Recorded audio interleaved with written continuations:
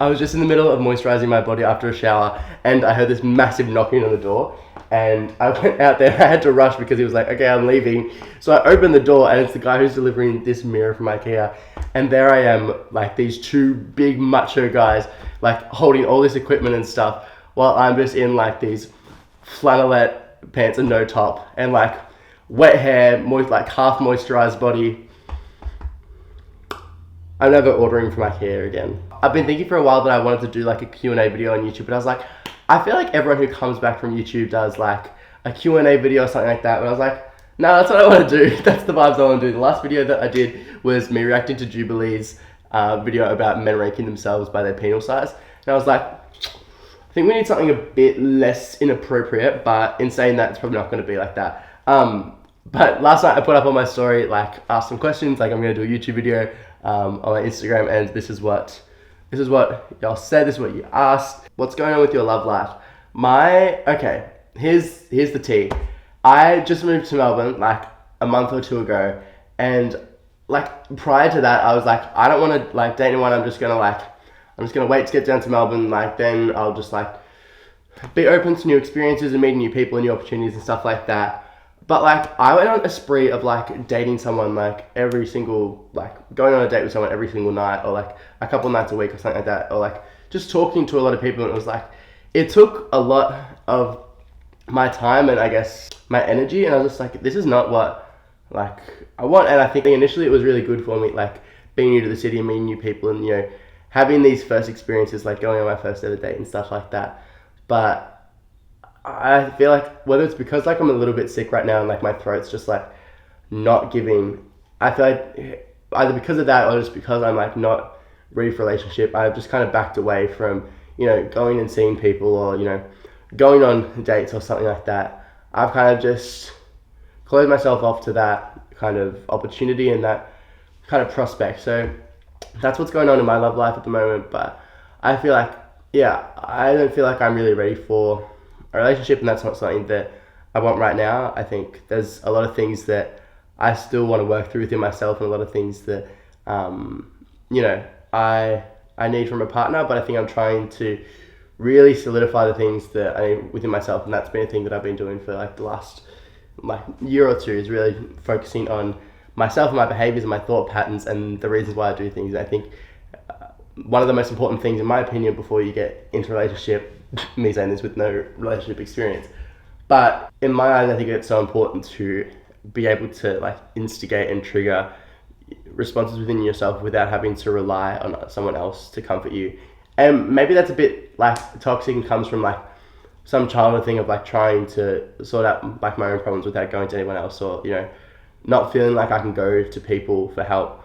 But for me, and this is like what I've kind of come to terms with, is like I want to be the one to, you know, comfort myself, and I don't want to have to rely on someone else, whether that be a partner or a friend, to, you know, be the one who helps me overcome that. I feel like I want to have the strength within myself, and, you know, the tactical tool belt to be able to, you know, overcome any feelings that I'm having, or, you know, any issues, or, you know, any things that I need to heal within like my inner child or something like that. So I think that's something that I'm trying to work on. And yeah, that's where my love life is at the moment. But in saying that, I feel like if it presented itself, I would still be open to it.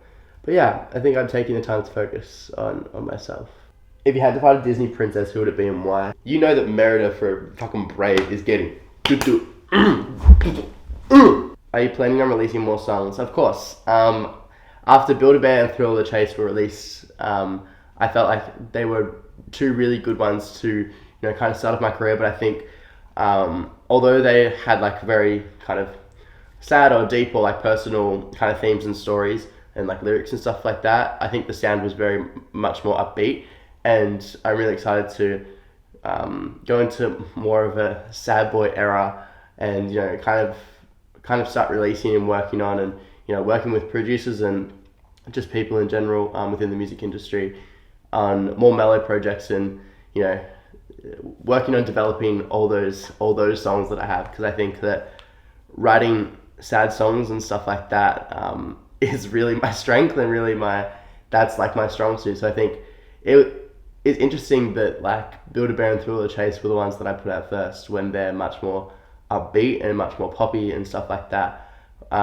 Whereas I think that the sad vibes, whether that's writing the lyrics or like doing the production or just performing sadder and more vulnerable songs, I feel like that's really my strong suit. So I'm excited to go into that, and I've been working with a producer on developing a couple of those songs. And I went to his studio the other day, and like we were listening to different demos and stuff like that, and just deciding which of the demos we wanted to develop into a song first, and seeing what we could do and what we could improve on, how we could take it from the demo to how we could really refine it and just perfect it to put it out as the next song. So yeah, we have one in mind for the next song, and yeah, I'm really excited to release it. It was one that I actually wrote like a month or two ago, which is wild because I have such a massive catalogue of music that I've written from a year or two ago that I've always like envisioned myself putting out, like, oh yeah, after Thrill of the Chase I'll put out this one. But I don't know, I feel like this is the one that I'm really, really excited for, and I like the journey of the song and stuff like that. But I think eventually I'll put out those songs in my catalogue as well.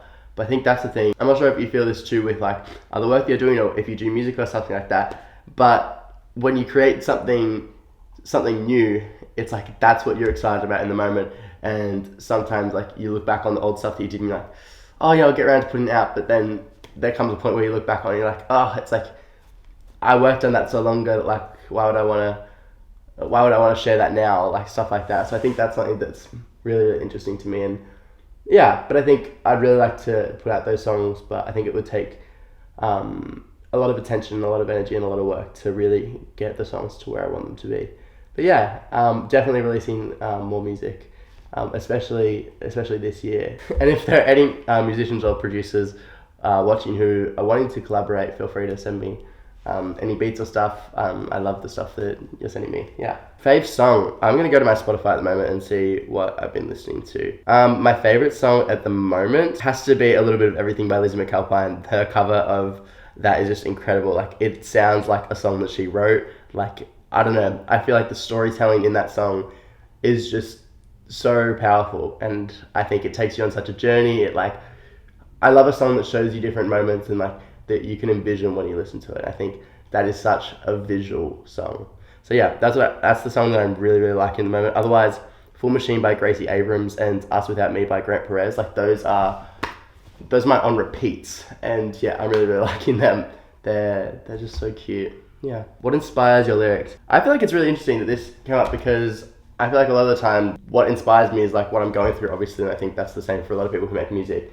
But I recently like had this production of a song that I really, really liked, and it was something that I really enjoyed. But I saw on like a friend of mine's story, like a poem that they'd put up on their story, and I was like, this is really, really beautiful. It's really, really gorgeous. I'll put it here, like Charlie Brooks. Incredible, incredible poem. And I was like, that is like just so beautiful, like really like resonated, like made me feel something. And I was like, oh, I have this production that like I want to put in some new like melodies. Like I feel like this production is like so special, but I want to do something like with changing the lyrics. It's just a bit too vague, a bit too like metaphorical. Like I feel like it needs to be a bit more detailed, a bit more storytelling. I think drawing on like the Lizzie McAlpine, a little bit of everything, like trying to create kind of a story.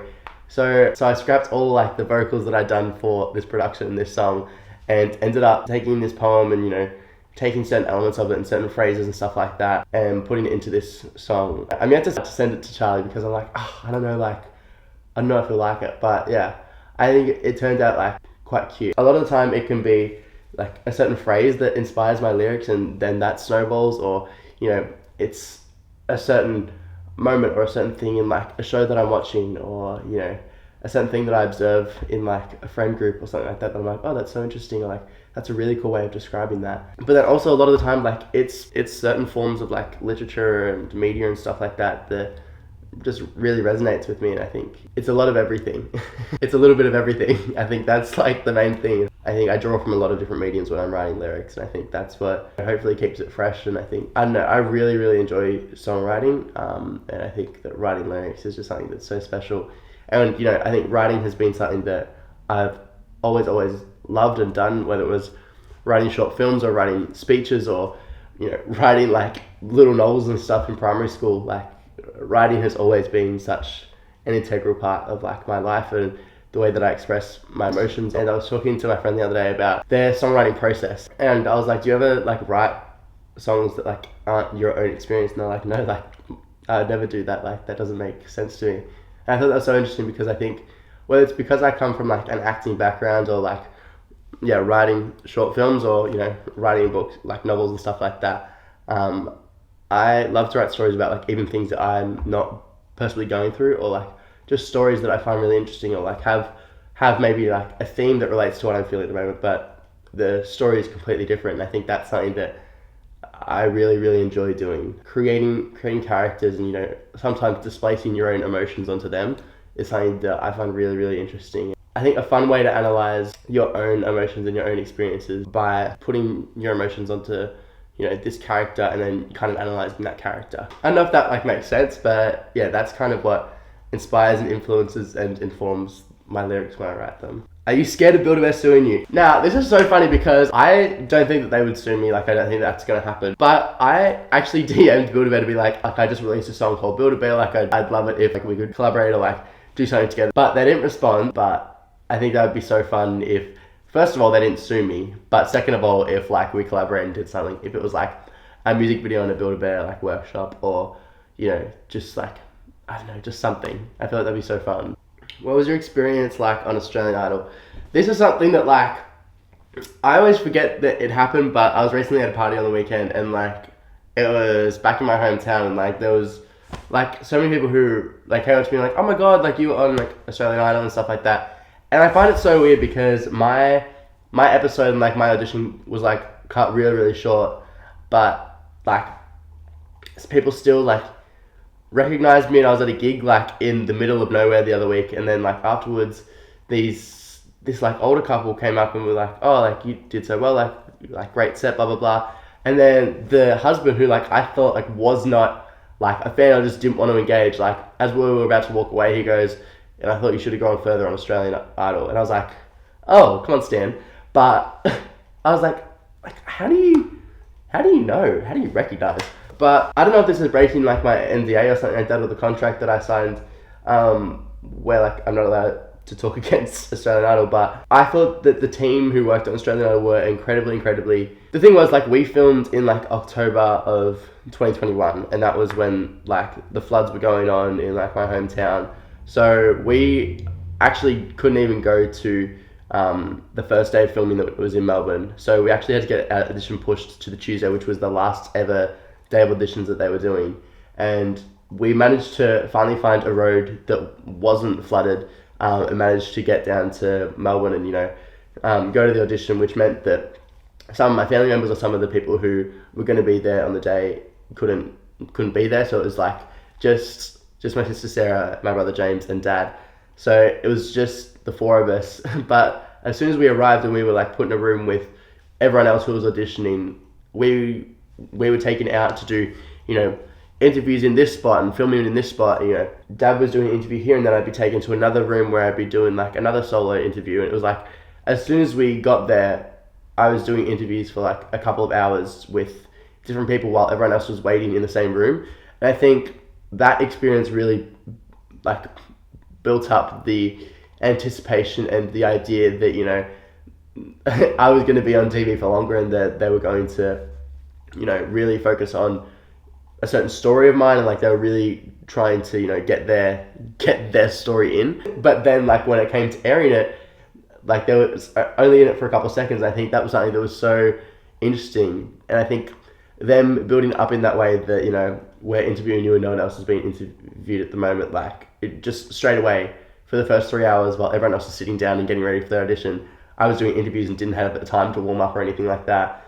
I think that really got in my head of like, oh, like they must think that I'm really like going to get through. Like I think it really built up that anticipation. I think then when I didn't get all yeses, like it was a thing of like, wow, they'd really built this up, and now it said no. It was just this like, it almost felt like a bit of a backstab, or like, I don't know, it was such a vulnerable moment. And especially because right after the audition was done, I was taken to another room and, you know, had cameras shoved in my face, like straight after my audition, and like when I was very, very vulnerable, and like it was such an like emotional time, and I think I felt like so just like kind of heartbroken, and almost like I trusted them in a way, and like that had kind of been broken. I think that was just like so wild, and I think looking back, I was just like just so broken in that moment. But yeah, I think then like 6 months later, or however many months later, it aired, and like it was kind of reliving that again. So I think it was just a very emotional and like high, just a lot of emotions, whether it was like incredible happiness and like excitement and anticipation, or whether it was just feeling like absolutely terrible. It was really, really crazy, but I think the Australian Idol team and like everyone who was working on that show just like worked so smoothly. It was such a streamlined day, and I think that was incredible. And I think one of the other things that I really, really appreciated about the Australian Idol experience was after I'd done the interviews, like after I didn't get through and they shoved the cameras in my face and like I did interviews and stuff, they were really, really kind, and you know, said that this can be really, really confronting and stuff like that, and if you need to talk to anyone about it, or like you are feeling some sort of way in the next like couple of days or something, we have a psychologist on our team who you can talk to at any time, and we'll send you their details, and we'll follow up like within the week and stuff like that as well. And I think that was such an interesting thing that like I didn't even think of, but being in that moment, I was like, wow, that's so interesting, because I think that's something that's really, really needed, especially when there's a lot of people on that show or just a lot of people on reality talent shows who get like publicly embarrassed and stuff like that. So I think having that sort of protocol to have someone, a medical professional, who people can seek out and talk to, is such just like a good safety net. I think that was something that I was like, wow, that's really, really smart, and really, really just like considerate of them to put in place for everyone. So yeah, that was something that's so interesting. But all in all, like I'm glad that I did it. Like, and I think especially because my audition aired on the same day that my debut single Build-A-Bear came out. So all the articles there's a beep in the truck. But yeah, all the articles that were talking about like me being on Australian Idol, like all the articles talking about Build-A-Bear being released, like they were all culminating at the same time. And I think whether it like actually happened or not, I was like, oh, people who see me on Australian Idol can then go and stream Build-A-Bear and see that. So I think it just happened at a perfect time, and I think that was something that was really, really special. But in regards to if I would go on Australian Idol again, I guess you'll have to wait and see. I have no idea. But the reason that like I did it in the first place was really because of my dad, and he was the one who pushed me to audition and thought that it would be like a good idea and a good experience. So yeah, that's something that's really, really interesting to me. Who's your biggest inspiration and why?